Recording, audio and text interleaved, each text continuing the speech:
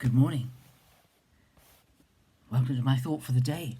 We are in Proverbs 6, and this chapter is about various situations. And the first one is when you've made a promise, a financial promise to someone. Read verses 1 to 5 today and think about them. This is a warning against being tied to someone else financially. This is in business or in, I don't know, you want to help somebody. You have guaranteed for your neighbor. You have stood for him or her financially. You've made a pledge. If you've promised something with your lips and the words that you've spoken are your bond. Now this is we've spoken about this before, but this is so important in Scripture. The power of the spoken word to tie us to something, and it's very difficult to get out of it because we must be like God, and that is people of our word. God is a God of his word. When he has said something, he means it.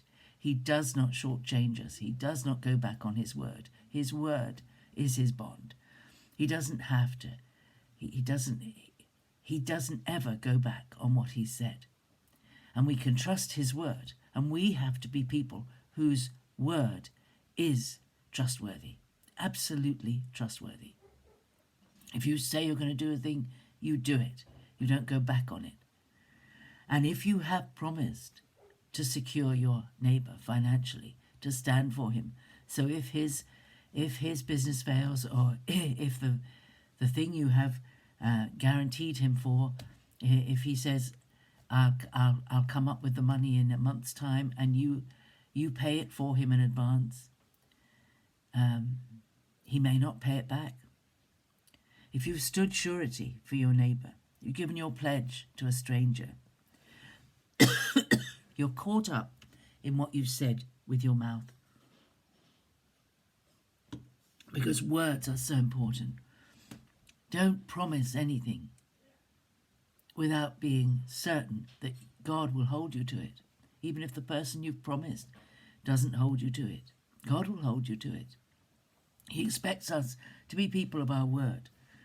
And Solomon here, the writer, says, if you've done this, if you have promised money to a neighbor, or if you have promised to undertake for him, or you've pledged something to him, you've said you will do something, and he says, then do this, my son, and save yourself, for you have come into your neighbor's power. Now it's important who we serve and who controls what we do.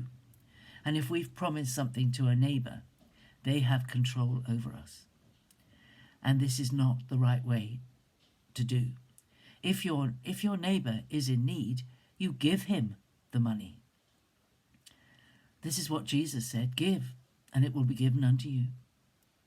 If a man asks you for your coat because he's cold, give him your cloak as well. We shouldn't be lending to anybody. We should be giving. Lending is not God's way of doing things. God says to us, I give you everything freely. You give to those who need it. And if you give to them, I will give it back to you. I will give it back to you. Not they will, but I will. So we should not come under our neighbor's power. We should go and get out of it. Plead with our neighbor to let us out of the promise that we made to them. We should behave just the same way as a gazelle does when it's being hunted. We should run for our lives. We should escape at all costs. Even if we lose face with the person that we have become surety to, we should not do it. We should run from it. We should run like a bird from the hand of the fowler. If a bird can escape when it's being caught, it will. It will flutter and fight until it has no breath left. This is how we should be, avoiding this kind of a situation. If we've got ourselves into it, get yourself out of it. This is the advice of the Scriptures.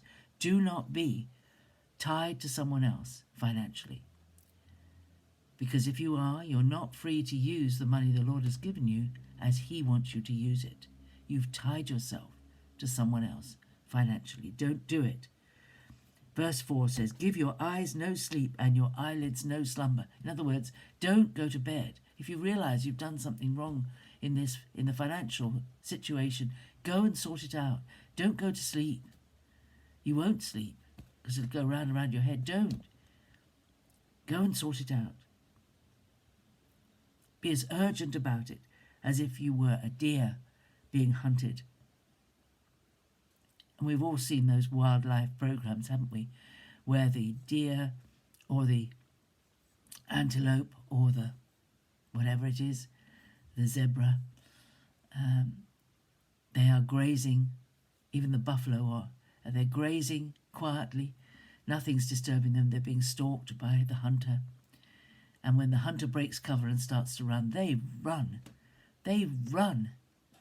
And that's how we should be. We should run from any. And this is something seriously to take seriously. If you're involved with lending money to help someone out, run from it. Escape it as quickly as you can. This is the advice of Solomon. Even if you have to say to the person, I give it to you. I don't want to be beholden to you. I don't want to be tied to you because of this gift, of this money and this promise. I want to be free of it. I want to tear up the contract. I don't want to be held to something that I have no power over. This is good advice. It's good advice. You know, God will prosper us. He gives us the wherewithal to prosper. But we have to do things His way. And His way is not lending, it is giving. It is giving. It's a different way. It's not lending at interest, it's giving freely. So there we are. That's my thought for the day. Have a read of those verses. If you get a chance, read the rest of the chapter, because we'll be looking at it as we go on. God bless you. Have a great day and be very blessed wherever you worship today. Bye-bye for now.